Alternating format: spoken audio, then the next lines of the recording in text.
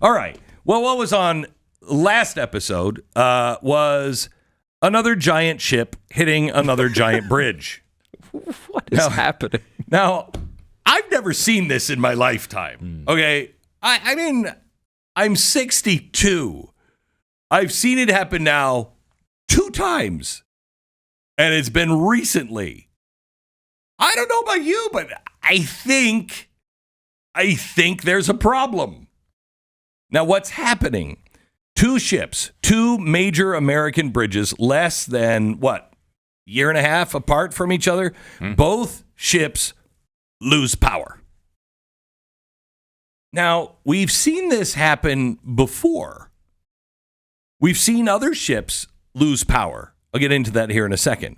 Recently, Baltimore, March 2024, Francis Scott Key Bridge collapses into the river because a Singaporean cargo ship, the Dali, loses propulsion, slams into the support column. 6 workers are killed. The whole country watches in shock. And you're like, wow, that doesn't happen. Well, then again, on Saturday, it happens again. A Mexican Navy tall ship loses power while departing New York Harbor. It drifts straight into the Brooklyn Bridge. 2 sailors die. Dozens were injured. The masts shatter like matchsticks. The Brooklyn Bridge, an icon of American resolve, shakes, but apparently everything is okay. Now, first of all, our condolences to all of those who were on the ship that lost their lives or were injured. We feel for you. That was an awful. They were all standing there on the masts. Can you imagine standing there going, we're not stopping. We're not stopping. I got to get down. And then when the masts go down, you saw them. They were all entangled in the ropes, and they were just hanging there. Some of them upside down. It's nuts. Okay, so the reason for that one, we're told, again, power. Okay, maybe once, maybe twice. Both on foreign vessels, both involved with high-profile American infrastructure. Now, we've been talking the last hour about trust. And I'm sorry, I just don't trust that this is, if this is what it is, then we should stop having computer systems run everything on these ships.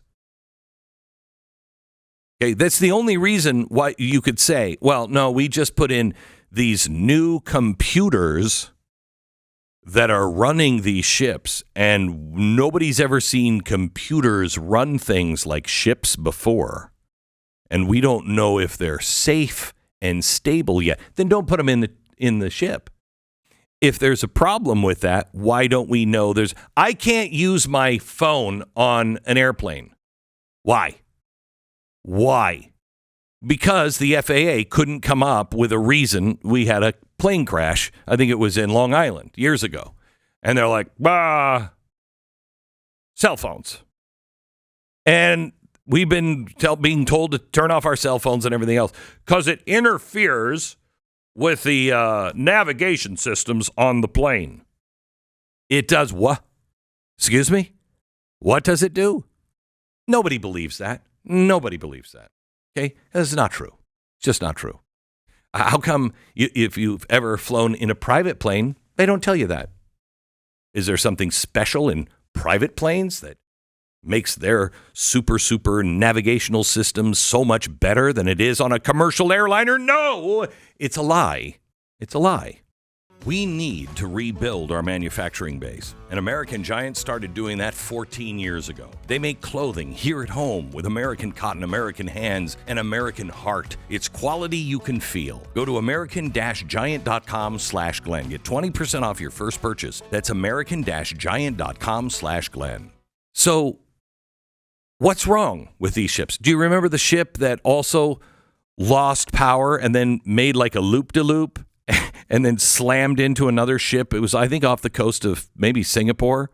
You remember that? Happened about 3-4 years ago. It was like this insane thing where we lost power in navigation. And it was 2 like large like freighters. No, I think it was a freighter and a naval ship. And it just pounded into the naval ship.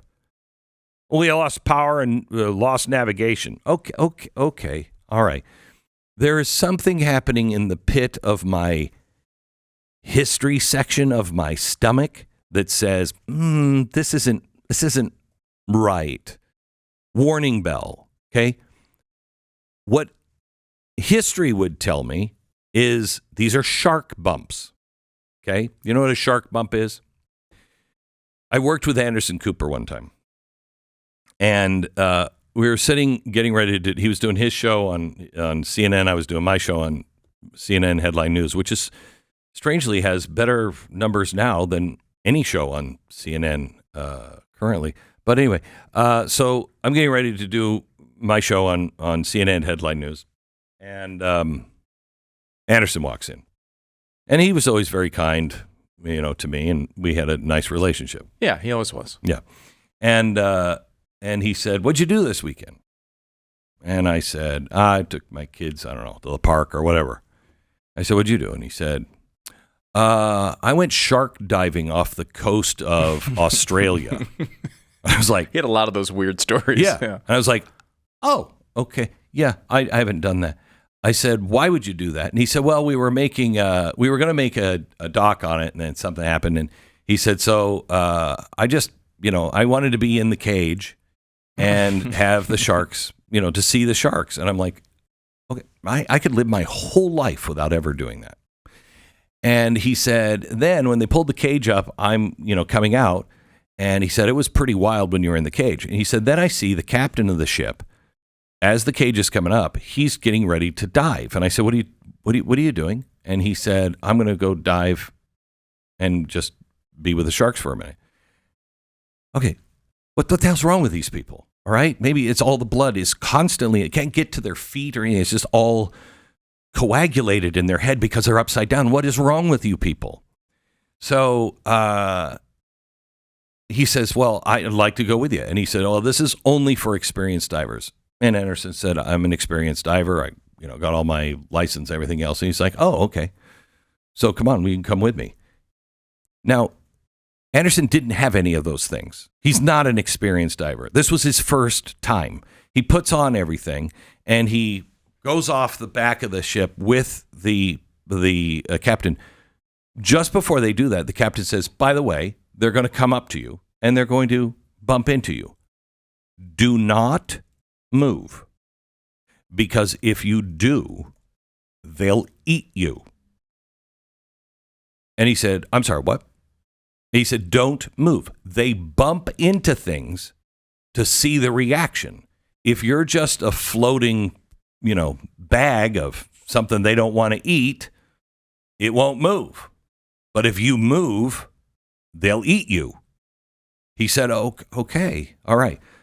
Now, this is, again, the time that I take off, the eye mask, and I'm like, okay, have a good time. I'm staying here. He goes down. And the sharks do just that. And I'm sitting here, listening to him, and he's like, oh, you wouldn't believe what it's like to have one of these great whites just come up and just bump you in the chest. And I'm like, nope, I can't imagine that. I may not have moved, but there would have been poop in the water everywhere. Okay. So how did I get here? So I think what's happening is these are shark bumps. These are, I don't know, a country, multiple countries, I don't know. Can we collapse the navigational system on ships? Can we cover it up enough? And can we take control of ships and just let people in the upper end know, oh boy, look what they're doing? I think that's what this looks like. This looks like the opening act to a war, a different kind of war, but a war, one that we're not even allowed to call a war yet. And what chills me the most is the silence on this. The mainstream media, they didn't blink on this. Government assures us nothing to see here. Same experts that tell you, that men can have babies are telling you it's just a coincidence. I'm sorry, I don't. Can you show me exactly how this is happening so many times? Because maybe it is. But if that's true, maybe we should stop with that kind of navigation system on these ships. Maybe it's not ready for prime time. And why does it always seem to lose power and navigation right around an American bridge? Right around a naval ship, a U.S. naval ship, or two U.S. bridges. Why is that happening? Now, there's a shipping giant, I guess it's Maersk, M-A-E-R-S-K, right? Maersk. Shipping giant had its entire global system shut down by ransomware in 2017. Did you know that? The U.S. Navy have had ships colliding multiple times since 2016. Again, what was blamed? Steering loss or loss of power. Ask the Port of Los Angeles, which just last year was under daily cyber attack from foreign adversaries. You don't need a missile to hit us anymore. You need somebody with a keyboard and some bad code. And let me ask you this. What kind of war doesn't even need intent, just capability? Because when infrastructure is digitized, when our bridges, our tugboats, our radar systems, our engine controls all depend on centralized code, it doesn't take a villain in a cape. It takes a firmware update or a rogue packet of data from a USB stick. Remember, before 9/11, the intelligence community had over 40 separate warnings that something big was coming. They just didn't connect the dots. Well, we have several dots here, and they all seem to lead to the same thing: power or steering loss. Somebody should solve that if it's a software or a hardware problem. Solve that. How come I'm not hearing about that? You can't just keep saying, yep, steering loss, and then we just accept it. No, this is national security.